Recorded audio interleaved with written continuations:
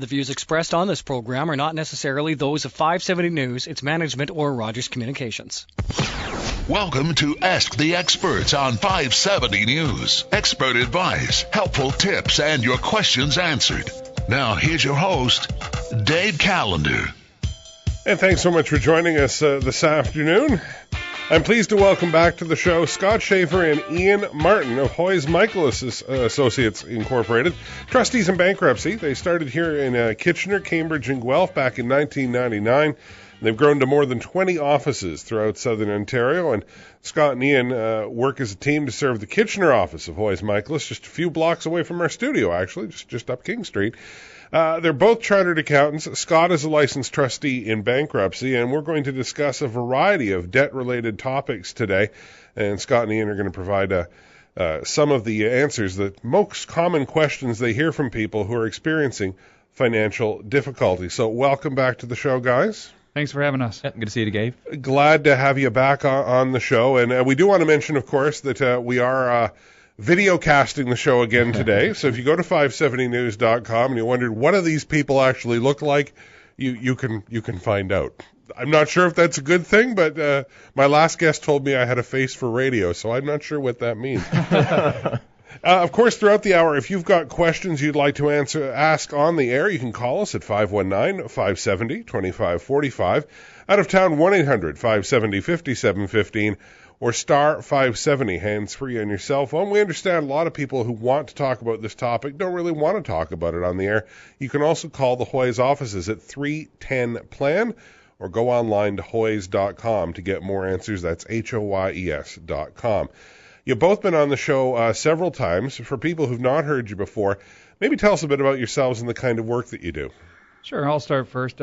So I've been in the Kitchener-Waterloo area pretty much my whole life. I grew up in a small town not too far from here.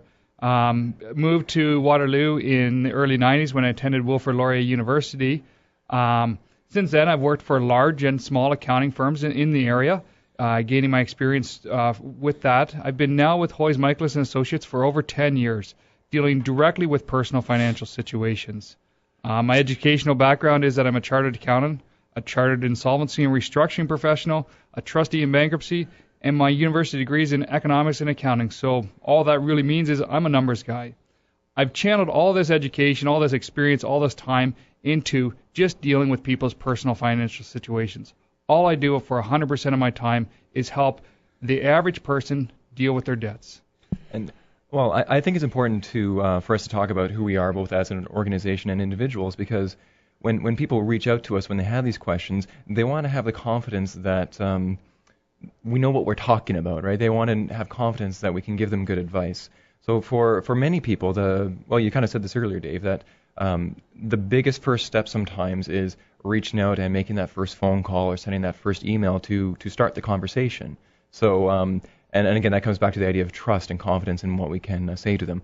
For myself, personally, I moved to the Waterloo area in 1993 when I started to attend the University of Waterloo.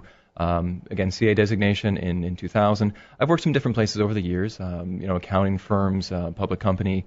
I also spent several years working for the Canada Revenue Agency. So I think that's important because I bring a diverse set of experience in terms of all sorts of different financial situations, but also I've also dealt with a number of different people in terms of colleagues and clients over the years, and I think that suits us well to be able to meet with people and understand that financial problems know no bounds. There's anybody can find themselves in financial difficulty for any number of reasons. Now, you said, that big step is making that first phone call or stepping into the office. So what happens when someone contacts you? Well, the first thing we do is we listen. That's an important item to note because we keep talking about how people approach this topic. For many callers or many people we meet with, this is the first time they've actually talked openly to anybody outside their tight family unit about their situation. Personal finances, for some reason in North America, we hold as one of the most sacred things. You don't go to a cocktail party and say, man, I'm having trouble with my MasterCard. How about you? It's one of those personal situations people talk, don't really share their feelings about. So the first thing we have to do is we have to listen. Why is that person calling? What is their pushing point? What actually caused them to call us? What are they wanting to get out of this? So when we sit there, we listen to them. We try to understand their situation. I don't want to have any assumptions that they are the same as the person I talked to before. Every situation is different. Let's listen to them for what they want to tell me. From there, we listen to what they want to get out of it, what's happening, and we try to formulate what our next attempt is. So when somebody calls us, the key part is we answer the phone.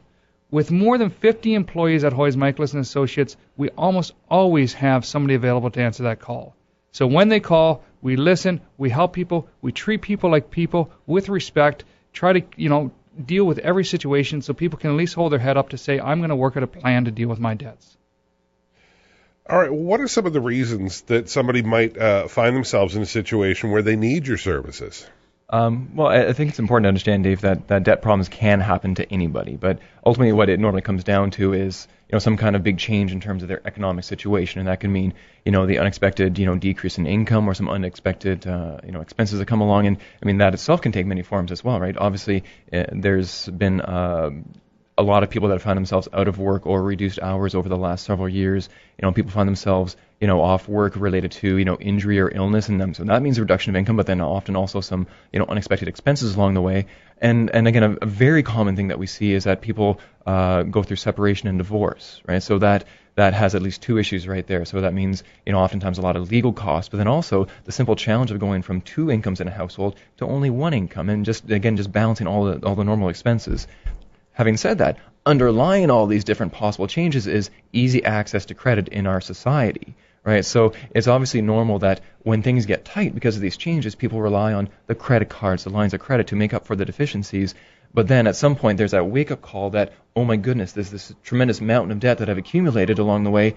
It's not going away, right? I've done everything I can to try to deal with it, but it's not going away. And there's different ways that wake-up call happens, right? But my general answer to the quote-unquote warning signs is if I'm feeling stress, right? If I'm having trouble sleeping at night, I'm afraid to answer the phone, I'm afraid to answer or to open up my mail, then, maybe that's a signal that it's time to talk to us about what options might be available to you. Okay. Now, you just mentioned options. For a lot of people, when they hear debt, they think the only option starts with the letter B. So why don't we talk a little bit about the different options that are available to people to deal with their debts? Sure. Let's go through it. I like to consider it like a ladder. Let's start at the top. When you sit down and look at your situation, the key part is you sit down and look at it to sort of say, what is my pressure point? What is my debt? What is my income? What am I going to have going out in my monthly expenses? So the first thing is, can you budget your way out of it? Is there enough cash flow in your monthly income to deal with the debts, pay for your living expenses? Can you just work out of it? Is it just a disciplinary action that you got to do? You haven't really sat down to look at it. You haven't had to track it all. You've just sort of, need to do it. The next option is, if you physically can't budget your way out of it just through the normal course, the next thing is to look at consolidation. Consolidation could be sitting down with your bank to say, okay, Mr. Banker or Miss Banker, what can you do for me? Can you wrap all my bills, all my debts into one bundle for me? Through a consolidation loan, so just grouping them into one, so now you have one monthly payment. Can you look at remortgaging your house? Can you pay it off through that way? Is there enough money that the bank is still willing to work with you, that the debt level isn't too large, that your budget will allow for making this payment? If that doesn't work for you, the next option is look at your assets. Can you liquidate certain assets to pay off your debts? Pro and con to these ones, but that's another option that people have. So if you don't have the budget to do it, if you can't, the banks won't help you. If you can't deal with assets to pay for your debts, you have to look at a more of a formal solution. The formal solutions include a debt management plan first. A debt management plan is an agreement that you can have through a not-for-profit agency, an accredited not-for-profit agency. The one we have in town here is called Mosaic Counseling and Family Services, a great organization that is part of the Association of Credit Counselors of Canada that allow people to do 100% repayment. They take the amount that you owe, they divide it by 5 years, they get you on a monthly payment plan to pay it all back. If that number now is too large because the debt levels have risen so high to a point where people can't necessarily deal with them, then you have to look at consumer proposals and bankruptcy. Consumer proposals is where you offer to pay back part of your debts, not 100%, but part of it, but you get to preserve your assets, you get to protect those assets. Where the last case is sometimes a bankruptcy is a solution that people need to have the quickest and, in essence, fastest fresh start that they can obtain. Bankruptcy is an option that people have to eliminate their debts to move forward and clear the situation for a fresh start. My guest today on Ask the Experts, we're talking with Scott Schaefer and Ian Martin of Hoyes Michalos Trustees in Bankruptcy. You can reach the nearest office at 310 Plan or get more information online at hoyes.com. That's HOYES.com. If you'd like to call us and ask your question on the air, our line's open. 519-570-2545. Out of town, 1-800-570-5715 or star 570, hands-free on your cell phone. We're going to take a short break, then we'll be back with more of Ask the Experts here on 570 News. For the most part, those shoes of yours have enjoyed a slush-free winter, a salt-free stroll, happy feet, so to speak. That has changed. Winter weather, count on the 570 News Storm Center. Weather conditions, school and road closures. We'll even let you know what shoes to wear. 570 News, 570news.com, and by the 570 News app, the 570 News Storm Center. From All News Radio, 570 News. Joined by Scott Schaefer and Ian Martin, who have been on the show a couple of times.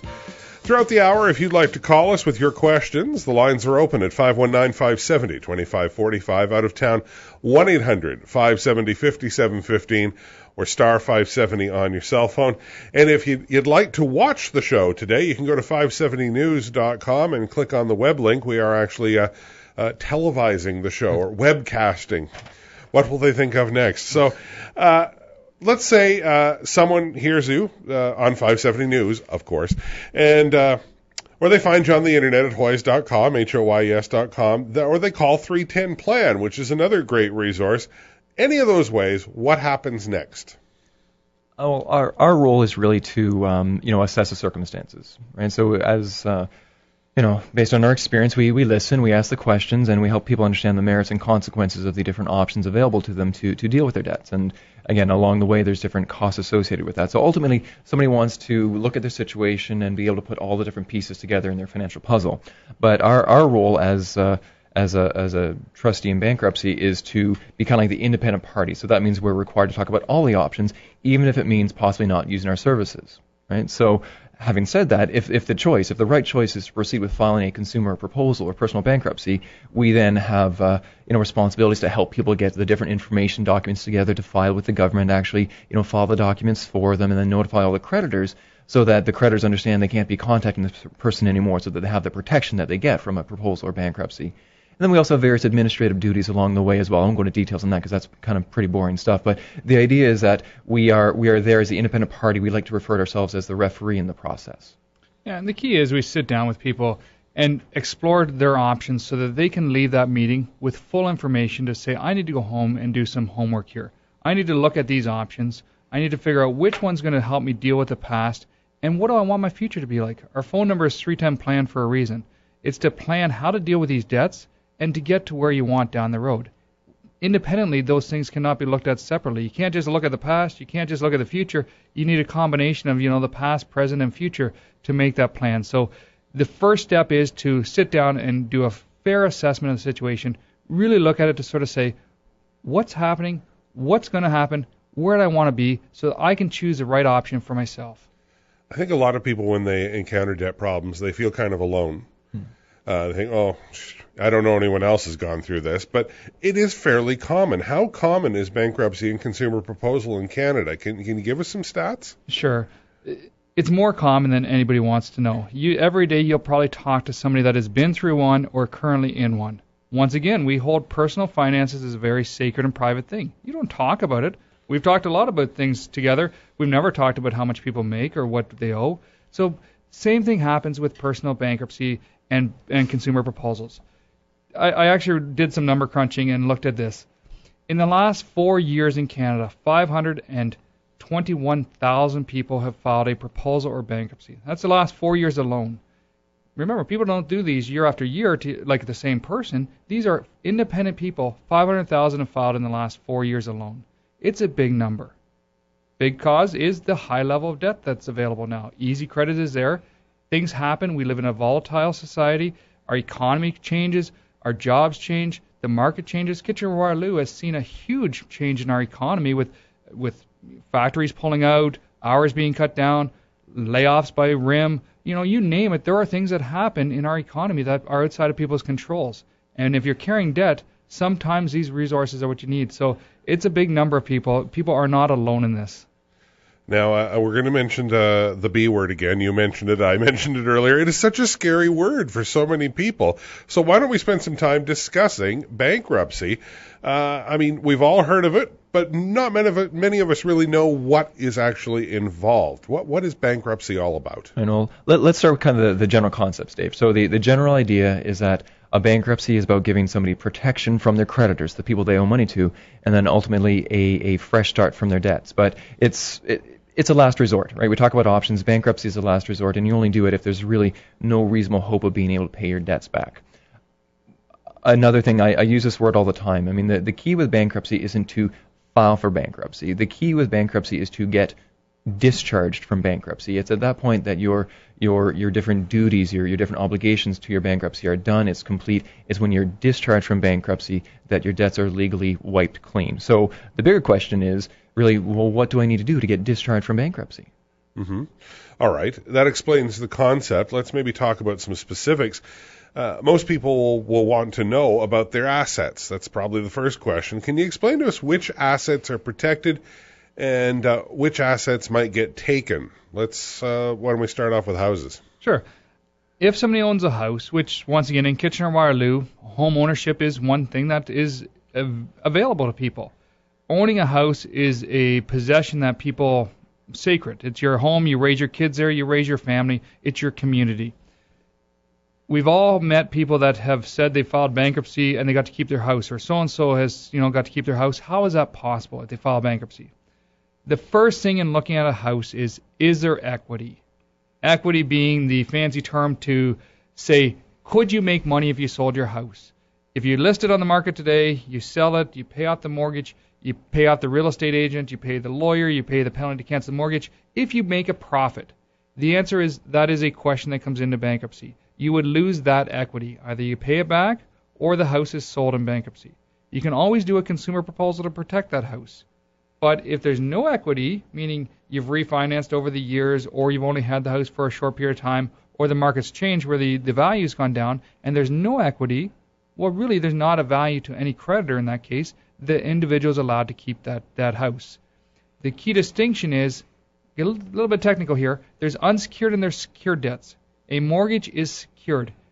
Fancy word again to say they have a right to that house. If you don't pay your mortgage, they get to take the house. So the laws of bankruptcy and proposals are allowing individuals to keep paying for those items because they're secured. There's a separate contract. So two cases. One is a house is protected. There's no issues with it if there's not equity. If there's equity, we have to really look at that closely to say, is there too much equity that that a proposal would be the preferred option, or is it small enough that we can deal with in a bankruptcy? We look at that very closely before we move into any further distinction on that.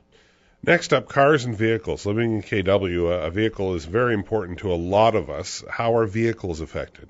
Well, with vehicles, there's really a series of questions that we need to ask. The first one is, well, is there a loan outstanding against that vehicle? If the answer is yes, my next question is, are you up to date with the payments? If the answer to that question is also yes, then in a bankruptcy or a proposal, that person has the right to choose just to continue making those payments. There's laws within the Bankruptcy Act that give them that right. So then, if it was yes, I do have a loan outstanding against it, but I'm behind on my payments, well, then maybe you have a risk here. Again, with a car loan, you have a contract with a particular creditor for that particular vehicle. If you're behind on the payments, you're in default on that contract, and then if you proceed to file for a bankruptcy or proposal, theoretically, that creditor has the right to repossess that vehicle. Right? So that's kind of one scenario, and there's different ways that could play out. But again, these are the questions I ask. But if the answer to the first question was, well, no, there isn't a loan outstanding against this vehicle, the next question is, well, what kind of vehicle is it? What's the value of that vehicle? There's something called an exemption that comes into play. There's provincial laws that provide for certain dollar values, and if an asset is below that dollar value, it's exempt, and you're allowed to keep it even when you file for bankruptcy. So the exemption limit for a vehicle in Ontario was $5,650. So a simple scenario, which we see on a regular basis. Some people they're driving around some older vehicles, and I meet with somebody and they have a 1999 Pontiac Sunfire that is maybe worth $1,000. right? They would be allowed to keep that vehicle even in bankruptcy because the value is less than $5,650. All right. Yeah.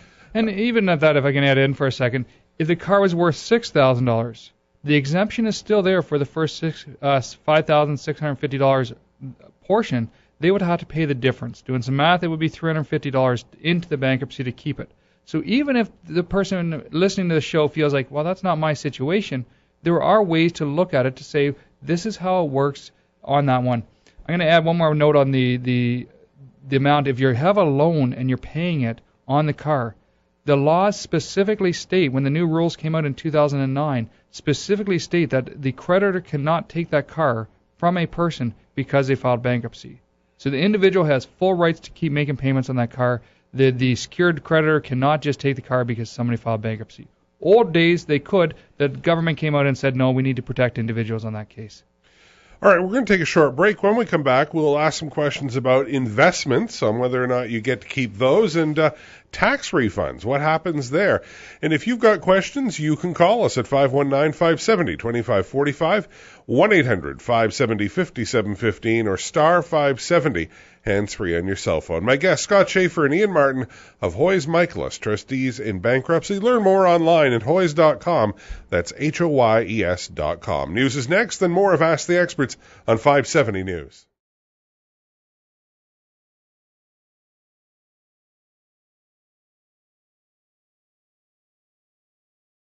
Welcome to Ask the Experts on 570 News. Expert advice, helpful tips, and your questions answered. Now, here's your host, Dave Callander.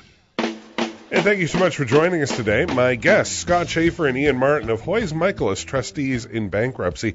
Online at hoyes.com, that's HOYES.com, or your nearest office is just a phone call away at 310-PLAN. You can also call us with your questions, and I want to apologize. We had a caller named Richard, and I didn't get to his call right away. So, Richard, if you do want to call back, we will take your phone call immediately. 519-570-2545, out of town, 1-800-570-5715, or star 570, hands-free on your cell phone. Before the break, we were discussing the assets that are up for grabs in a bankruptcy. Which do you get to keep? Which do you have to surrender? Let's talk about investments. There's a lot of different types. What are the rules regarding investments? Sure. When I talk to people about investments, I like to break them into a few different chunks. Let's talk about the retirement group of them. The RSPs, the RIFs, the pension plans, the various plans that people can put into for their retirement packages. Savings are at a record low in Canada. As debt levels rise, savings have been decreasing as well. When the new rules came out in 2009, the government decided they need to protect certain retirement packages for people. Right now, all of your people's retirement investments are protected in a bankruptcy except for the last 12 months of contributions. So if somebody put $10,000 into an RSP 3 years ago when things were going good, and since then things have been tough, they had a layoff, they had some things that happened in life, they're now experiencing financial difficulty, that RSP is protected if they filed a bankruptcy today. It is only the amount that they put in the last 12 months that is actually taken from people. A little bit more technical, there's a few other cases that could make that exempt, but the maximum exposure is the last 12 months of contributions. Then we look at a few of the other ones, the RESPs, the child's educational savings ones, the tax-free savings account, a bank account with savings in it. Those are assets that are taken from somebody. Two ways of taking them. One is we cash them out and they go into the pot. Depends on how big it is. Or the person can buy it back. So if they've got $2,000 in an RESP with the government matching portion where they've contributed, the government matches some. If at the end of the day, after costs, that was worth $1,500, they could actually pay that amount into the bankruptcy and protect that $2,000 RESP. So there's ways of protecting it. So in general, a lot of the RSPs and retirement instruments are protected except for a portion. The fewer the other ones are not, but let's talk about those ones. If that number is too big, you can always do a consumer proposal to protect those. All right. Now, I've heard some things said about tax refunds as well. What actually happens there? Well, I guess for people don't necessarily think of tax refunds this way, but for bankruptcy purposes, certain income tax refunds are considered an asset, and there's no law that protects these assets. So the income tax refunds that Revenue Canada would potentially send directly to the trustee's office would be from the calendar year in which a bankruptcy is filed, plus any previous calendar years that are not yet filed and assessed by Revenue Canada. So sometimes that can be a significant number for people. Sometimes that alone is a reason why people choose a consumer proposal over personal bankruptcy. A normal question that comes out of this part of the conversation we have with people is things like, well, what about my other money from the government? What about my child tax benefit, or what about my GST, HST credit, or stuff like that? The answer is things like that don't get affected by bankruptcy. I mean, if you're relying on the child tax benefit, bankruptcy does not affect that at all. You get to totally keep that, and then the different little credits that come from either the provincial government or the federal government that are kind of geared to your income, you get to keep all of those as well. Yeah, it's just purely the actual income tax refund that when you do your taxes in March or April, it's that refund that is done. In a bankruptcy situation, the trustee actually does your returns for you, so you're not paying somebody to do them and not getting your refund. The trustee has the duty to actually do those returns for you. Okay. Now, when you've been on the show before, I've heard you talk about surplus income before. Can you explain what surplus income means? Well, I'll try my best, Dave, because quite honestly, it's one of the most confusing aspects of personal bankruptcy. And when I say to somebody, okay, we need to talk about surplus income, sometimes I get this half-hearted groan and say, oh, Ian, you don't understand. I've got no surplus income. But then I kind of have to stop and say, well, we're not talking about how much money you have left over at the end of the month after you pay your bills. This is capital S surplus income as defined by the Bankruptcy Act. So the way it works is that, well, the general concept is that if you make too much income, you pay more into your bankruptcy, and therefore your creditors get more out of it. So more specifically how it works is that you're allowed to have basically like a dollar limit based on your total income, and that limit is based on the size of your family. Right? So I'll just try to give you a simple numeric example. For a family of two, the dollar limit is about $2,400 a month, take-home pay, income from all sources. So if that family of two, say husband and wife, say their total income between the two of them is $3,200, and they both file for bankruptcy. Well, okay, $3,200, that's $800 over the government limit of $2,400, so they have $800 of surplus. They're required to pay half of that, meaning $400 for each month of their bankruptcy. The confusing part that people get upset about sometimes, quite frankly, is that they say, well, what about my expenses? Doesn't that count? But the way it works is that there's only like a handful of expenses as identified by the Bankruptcy Act that are considered non-discretionary expenses, and those are the ones that count. So if we go back to that example where, again, that same family of two with $3,200 of income, but maybe they have $200 of medical expenses, because those are considered non-discretionary, their income for my purpose is now $3,000, and then they would have $600 over the government limit, pay half of that, $300. So they basically get a little bit of credit for some of their non-discretionary expenses. And the key thing is the more somebody makes, the more they're expected to pay back to their creditors. So if a doctor filed bankruptcy making $12,000 a month, they would pay different than somebody who's making minimum wage at a restaurant in town or something. The cost that people pay is purely geared to how much they make. There are no two cases exactly the same because everybody's income is different. So the general concept is the more somebody makes, the more a bankruptcy would actually cost them and how much they actually have to pay back to their creditors. A consumer proposal takes that all out of the question. So if somebody feels that surplus is too large for them, they always have that option of a consumer proposal as the alternative. Under the same laws, they're treated the same. They're just differently on how they're actually calculated. Now, I've also heard that there are special rules for student loans. Scott, could you maybe explain what's going on there? Sure, absolutely. Especially in this area where we got 2 universities and a college, there's lots of students around. The government has decided that student loans have a different shall have different rules than everybody else. A student loan is to give a student a lifelong asset. We were talking about assets earlier, so a student loan is to provide somebody with an education that presumably is going to gear up their income to make things different for them down the road. Doesn't always work that way, but that's what the theory is. Student loans can only be cleared or discharged in a bankruptcy or consumer proposal if the student has been out of school for 7 years. A little bit technical, so let me repeat what that means. A person has to have had a completion of school, either cease to be a full or part-time student, they stop going to school, they graduate, whatever it is. They have to have 7 years elapsed before that student loan will actually be cleared in a bankruptcy or proposal. So if it's, somebody's been in school for 3 years and they file a bankruptcy, they will have to resume the payment on that student loan once the bankruptcy is done. If they've been out of school for 8 years, that's a different story. At that point, the debt is like all the other debts and will be cleared by it. So student loans are different. It's a 7-year limitation. bunch of different things. If students are experiencing difficulty, let's sit down and talk about what their rights are with their other debts and things like that. But there are definitely restrictions for students. So now we know about tax refunds. What about income taxes? A lot of people run into tax debt, and when you combine it with all their other debts, that's when they get into trouble. It's just too much. Are there special rules for tax debts? Well, I guess a common misconception is that a lot of people believe that, okay, even if I go through bankruptcy, I'm still going to be responsible for my tax debts, and that's just wrong. And I guess effectively it's good news for people. I mean, it's good news that they're wrong on that assumption. And sometimes, we sit down with people who go through the debts, and then at some point later in the conversation, they say, oh, no, I understand, I still need to pay that. But, well, no, it is actually included. So it's important that we have the conversation with people. We ask about the questions to make sure that we know what the total debt load is. With taxes, the Bankruptcy Insolvency Act, the law that allows people to file consumer proposals in bankruptcies, has a few principles. One is giving the honest but unfortunate debtor a fresh start. Number 2 is helping that person through it. Number 3 is a fair and equal treatment of all the unsecured creditors. So the federal law says that all of the creditors have to be treated equally and fairly. It is not fair if taxes were given a special treatment on that. So therefore, taxes by nature of the federal law, which the Income Tax Act is federal as well, it says that they have to be treated equally and fairly, like credit card debts, like loans, like the other debts out there.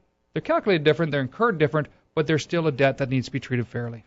I guess the one thing I would add to that as well is that I think the bigger part of it is that, I mean, once you understand that your tax debts are part of the process, it's more important to recognize, well, what were the factors that, led to me having the tax problems in the first place, and then not fall into those same traps again, because it's really all about getting a fresh start. All right, so if someone files for bankruptcy, the amount that gets put in is based on their assets and their income. But you guys got to get paid too, so what about the fee for your services? Is that put in as well, or? Yeah, it's always a confusing thing. Everybody wants to know how people get paid. Full disclosure is always required. A trustee in bankruptcy is paid what they call a tariff, a fancy government word to say that we are given part of the pot of money that's put into it. So in a consumer proposal, the portion is put into a pot, the government gives us a piece of that pie. In a bankruptcy situation, it's based upon tax refunds, based upon surplus incomes, based upon amounts that people pay into a bankruptcy. From that, the trustee is paid a portion of that pot. There is no way I can up or change that amount. It's set by federal law. It's the same for us and all other trustees in Canada. We get a portion of the pie. Therefore, we remain unbiased to somebody's situation. I'm not being paid by the creditors. A lot of people believe I work for the creditors. I'm a neutral party. I'm an officer of the court. The debtor's not paying me directly for my services. Therefore, I'm in a neutral position. I'm getting paid at the end of the day based upon that. The government, before we get our final payout, actually reviews a file, makes sure everything was done in accordance with the rules, and then they give us a letter to say, yes, we now may be paid from the pot of the money that was put in. Okay. Well, that's good that you cleared that up, because as I have heard some people say, well, they're not working for me. They're working for, the people I owe money to, but I'm glad that you mentioned that. Honesty is the only policy in life. I mean, people need a fair assessment. They need to know what's happening. That's what we're there for. We'll openly tell people what the situation is, what's going on. There's no barriers on that. My guests today, Scott Schaefer and Ian Martin of Hoy's Michalos Trustees in Bankruptcy. If you'd like to get a hold of them, here's what you do. Just pick up the phone and call 310-PLAN. That will put you through to the nearest Hoy's Michalos office, or get more information online before you do the call at hoys.com. That's HOYES.com. And if you've got a question that's been rolling around your mind as you listened or watched the show online, give us a call, 519-570-2545. If you're out of town, it's toll free at 1-800-570-5715 or star 570 on your cell phone. We've talked about bankruptcies. After a short break, we'll talk about consumer proposals. So stick around for more of Ask the Experts here on 570 News.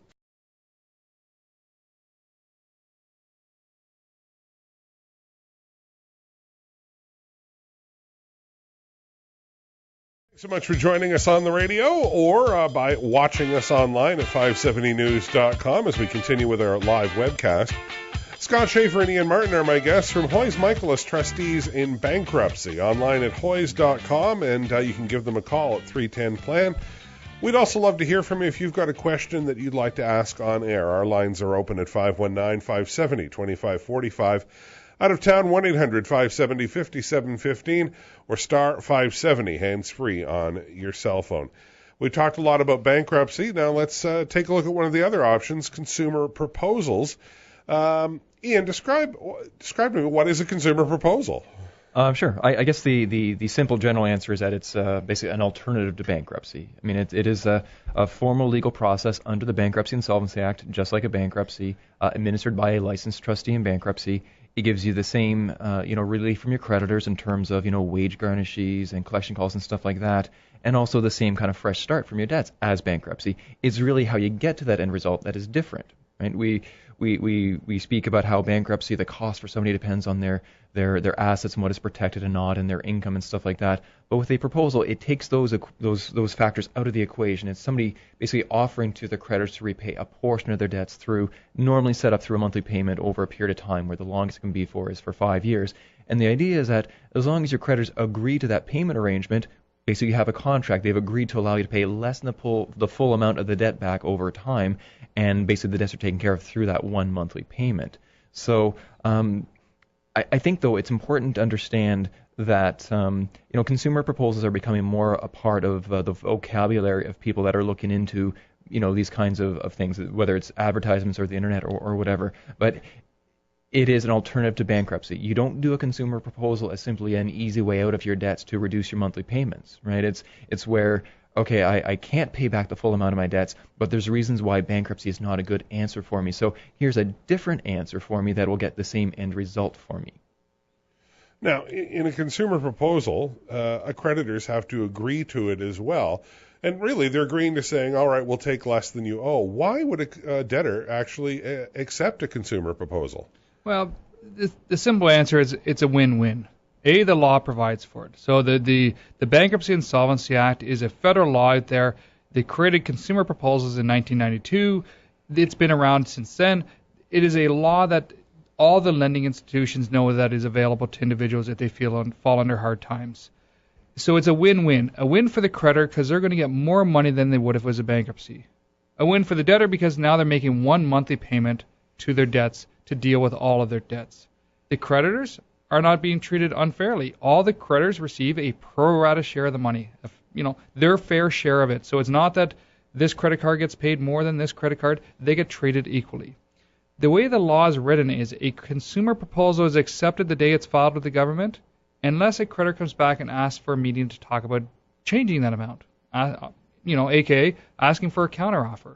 So it is automatically accepted. They don't even have to say yes. Unlike most proposals where you got to say, will you do this or will you accept this? This one is accepted unless they actively say no to it.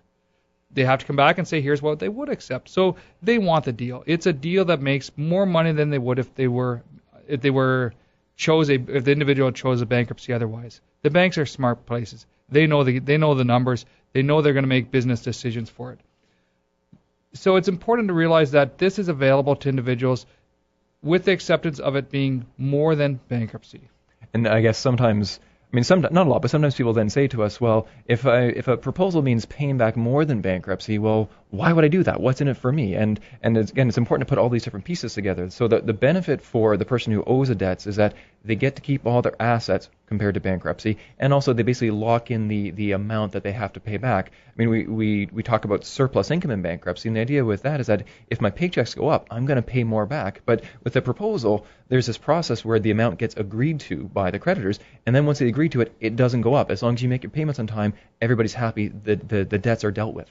Plus, it's not bankruptcy. The reality is, in Kitchener-Waterloo, in our Kitchener office, Ian and I file more proposals today than we do bankruptcies. Proposals are the new form of restructuring for individuals. We refer to this period of time of 2009 when the law has changed. They made bankruptcies 9 months, 21 months, 24 months, 36 months. There's a time period in there. So bankruptcies now are longer, so it's not that much different than a proposal anymore where you make offers to it. A lot of people do not want to have to file bankruptcy. They want to pay back a portion of their debts. They want to protect their assets. They don't want their wages garnished, so they need the protection from the creditors, but a proposal kind of wraps all that into one and allows a person to deal with their debts, work on the plan for the future, and move forward. Now, what are the costs involved in a consumer proposal? Okay, well, I think to answer that, let's just consider like a simple example, right? I mean, and this would be a very common sort of example. So, we meet with somebody, and maybe that person has, roughly $40,000 of debts between things like credit cards or, line of credit, payday loans, or whatever. And then, based on the assessment we do, we suggest that a consumer proposal paying back perhaps $15,000, maybe set up as, monthly payments of $300 for 50 months, $15,000 in total. That's a reasonable proposal, right? So then, the creditors agree to that. The person makes those payments to the trustee, and then we distribute the funds based on how the laws say we need to distribute it. The point is that $300 payment, that is the total cost to the person, right? I mean, our fee gets paid for out of that. Like the $15,000 over time goes into a trust account, and then our fee is basically a formula. A formula from the Bankruptcy Act says how much of that gets paid as our fee, how much of that gets paid to the government for an administration charge. You're required to do counseling sessions. How much of that gets paid to the counselor for his time, and then the rest of that $15,000 goes back to the creditors. So that's how they get some of the money as well. Yeah, let's talk about those counseling sessions. Counseling means so much to so many different people. I refer to them as 2 sessions that talk about the future. A, you have to recognize what happened. B, how are things going? And C, what can we do to help people going forward with it? The moment somebody does a proposal or a bankruptcy in our office, that's not the last time they have to see us. We need to help them through it. That's a big step, a big hurdle. People have been stressed. They're now dealt with that. Now we're required to meet with them within the first 60 days, and once again, one within the first 7 months. So from that, we have to sit down with people, talk about what's happened, talk about what's going on, make sure the letters have stopped, make sure there's nobody calling them, making sure that things are going by the way they want them to, and helping them with their budget, help them with their cash flow, help them with anything that they need help with financially to work on that plan for the future, get them to where they want to be. I'm really glad that you mentioned the counseling sessions. I mean, the number of times you've been on the show, honestly, I think this is the first time I've heard about it. Is it something new, or is it something you've done all along? No, it's required. It's actually required by law. You have to do them. The other part is they're one-on-one. They're not a group session. It's not like everybody's sitting around the room and sharing these stories. It's one-on-one where we sit down and talk to people about what's happening. It's amazing. It's actually probably the most rewarding part. If we want to talk about the role of our job and me as a person, it's the most rewarding thing I can actually have do in my business, where you meet with people, they're stressed. It's a stressful time for them. The first session, the stress is starting to go down. The second session, the third time I'm meeting or fourth time I'm meeting with them, the second counseling session though, it's amazing the transition the person is going through. They're dealing with it. I mean, they're still upset that they had to go through it, but they are now seeing the future. They're now being able to make this plan for themselves. They're not having these phone calls. They're not having these mail add up to them. They're making their one payment, so they're paying back part of their debts. They're moving forward. It is an amazing transition that people go through. Probably the most rewarding thing I get to see in my business. No, I agree with that. I mean, sometimes we see that, we get that feedback from people just from, as simple as their body language. But then, every now and then there'll be, honestly, like a phone call or an email that comes in that genuinely thanks us for the services that we provided. I think it was just actually yesterday I had a voicemail from somebody that I dealt with, and he was just wanted to make sure that I understood how much he was thankful for the advice that I had provided to him over the last several months. That's great to know. Finally, in consumer proposals, are there any special debts that aren't included in a consumer proposal? Yeah, a consumer proposal is to all of the unsecured creditors, the credit cards, the loans, the payday loans, all the items that are unsecured, not the mortgage, not the house. So those items are different. They're treated. You just keep paying for those. All of the creditors are treated equally. They have to all be included. Student loans are one of the few things that have special rules. Fines have special rules. If you got a parking ticket, you unfortunately got to pay the parking ticket. But taxes are included, so it's really just student loans, fines. The other part that you cannot get rid of is family responsibility office things. So if you got to pay support, you still got to pay those. Those are not part of the laws of this of the Bankruptcy Insolvency Act. And the type of kind of special rules that Scott's referring to, I mean, it's specifically part of the Bankruptcy Insolvency Act, and they apply equally to bankruptcies as well as consumer proposals. We've got just a little over a minute left in the show. Why don't we wrap things up by just talking about the advice you'd give someone who's having financial troubles? Pick up the phone and call somebody. Call us, call your neighbor, call your parents, call somebody. Key part is explain to them what's happening. Talk to somebody, complete an assessment of it. How much do you owe? Write it down. Write down the name of the credit card company, the name of the place. Write out the amount. Write out how much you've been paying them a month. Write down how much money you have coming in. Talk to people about your situation. Don't just keep it internally. Pick up the phone, talk to somebody, make a plan to deal with the debts. Debts just don't go away. You need to actively take measures to deal with them. No, absolutely. And I mean, it's very easy to get paralyzed by the uncertainty and all the anxiety that it brings. But if it's not working the way it's going, the debts aren't going to go away by themselves. So even if it's very difficult, whether it's the first step is reaching out to friends or families or ultimately us, it's important to have a plan to deal with the debts. All right. So, folks, if you think you need to get a plan started, call 310-PLAN to get in touch with the nearest Hoyes Michalos office, or get more information first online at hoyes.com. That's HOYES.com. Scott and Ian, thanks so much for being on the show again. Thank you, Dave. Thanks for having us. My guests today, Scott Schaefer and Ian Martin of Hoyes Michalos, trustees in bankruptcy. Once again, give them a call, 310-PLAN. And thank you for listening or watching to Ask the Experts. We'll be back in next Saturday, 11 a.m. here on 570 News.